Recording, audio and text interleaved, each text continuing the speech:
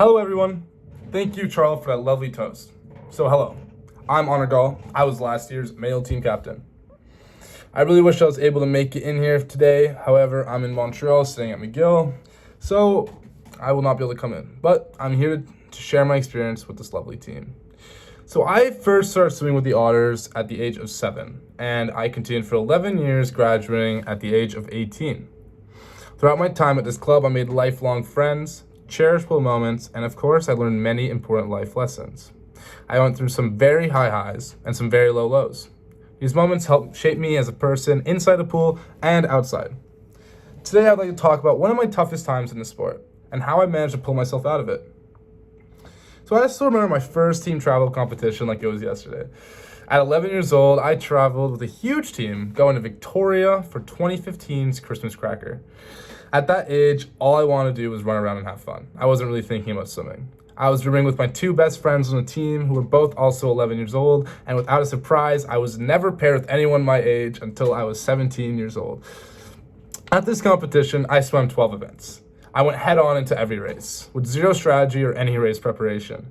Without a surprise, I was not swimming at my highest level. I was having an amazing time, but I was not getting the results that I wanted. At this point, I was severely struggling with focusing before races. I would always suffer mid-race due to poor decision-making, and I was never mentally prepared to race. I was running around talking to everybody, never ever had my mind on my business. At the age of 11, it's very common to constantly and consistently improve. However, I was doing quite the opposite. I managed to go a full season without a best time. I remember missing qualifications for competitions that I dreamed of attending, teammates getting into the group ahead of mine. I was very disappointed in what I was achieving in swimming. At such a young age, many would quit when they're not seeing results. However, I began developing an intense love for the sport of swimming. I started writing my own goals, creating sleep schedules to follow, eating healthier. These changes in my lifestyle quickly changed me from some child who would fool around all practice to someone who was constantly locked in and focused on his own goals every practice. However, it's important to note that my results did not change immediately, not at all. It took me months of being consistent, and I struggled with that a lot. But it took me months of being semi-consistent to experience any type of change in my speed. Every single competition I went to for about a full year, it was the same thing. I was adding in every single event, all my best events. I was never dropping. However, after one point, after many months of constantly being on my craft, constantly working very hard, I went to the 2016 Hayak Festival Youth Cup. I finally dropped in my best event, 200-meter breaststroke, by 0.2.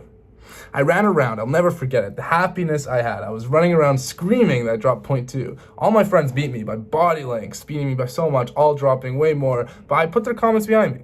I was very fueled by the motivation of me reaching a best time. After going this whole year without any best times, I realized that changing my work ethic made it possible. I got way more motivated in the sense that I actually believed that it was possible for me to improve. I thought it was over already. So I started getting way more motivated, and during these next 2 months upcoming to my following competition, I was extremely motivated. I was never distracted in practice, and I memorized goal times for all of my events, with 2 decimals for every split. I created pre-race routines that I would follow at the upcoming competition, securing certain places in certain pools, knowing I'd stand there with my music, a certain amount of time before my race and activating.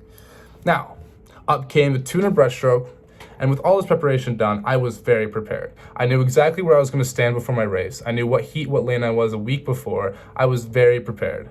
And I went into that with knowing that I was prepared to do well, and I dropped 13 seconds.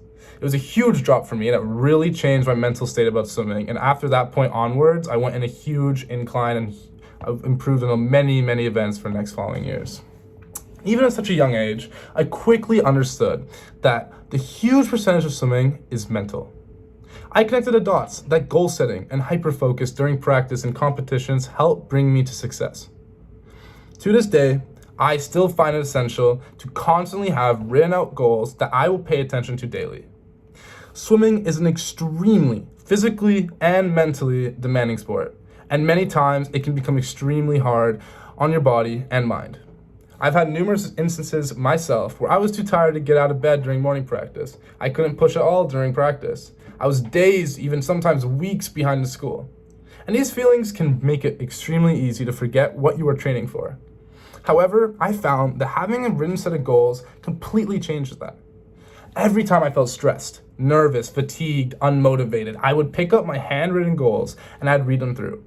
I would imagine perfectly played out races in my head, and I would see what it was like to reach these goals. Those negative feelings would quickly fly away.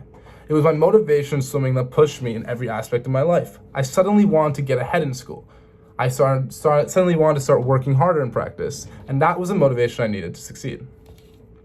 However, the most important trait that I have picked up from swimming in my life is consistency, both in and out of the pool. There is nothing else that will help you improve in any type of aspect of anything as much as consistency. I severely struggled with staying consistent while swimming. However, near my senior year, I started to really get a hold of it. No matter what my situation was, I would be 30 minutes early to every practice, morning or afternoon. Thank you to Janusz, who was always there just a minute before me every single morning. But I would repeat the same activation. And I'd put in a maximum effort in every set and every practice, no matter what my circumstance was. When times would become tough, I would always remind myself of what my goal times are, what I am training to achieve, and it would simply just get me so motivated I would get right back onto my grind. From first-hand experience, I have discovered that having dreams to work for are what will bring you to the full mile in the sport. If I have any recommendation to anyone who wants to achieve their dreams in swimming, I have nothing better to say other than write down your goals and remind yourself daily on why you're putting yourself through all this pain. It's a very, very, very physically demanding sport, and it's very easy to lose motivation. But when you have things to work for, it becomes far easier. And I am beyond thankful I was able to represent the team as a male captain last season. The team did wonderful at many competitions, racing from all levels, and I'm tremendously proud of all of you for how far all of you have come. Keep in mind, I will be constantly watching all of you guys on Meet Mobile. Now, lastly, I've been to many competitions throughout my time with this club, and they would definitely not have been possible without our lovely team volunteers. I would like to thank all volunteers deeply for doing such an excellent job with all of our events this season. But most importantly, I would like to have two huge thank yous to two lovely individuals who have helped immensely this season. One of which has been a chaperone to a ginormous amount of competitions over the past 11 years while doing a marvelous job as our travel coordinator, along with our very own corporate secretary, who has done an amazing job being a stroke and turn official at many competitions. I would proudly like to announce that my mother, Alev Galt, and Michiko Korea, as co-winners of the Volunteer of the Year Award. Thank you all for listening.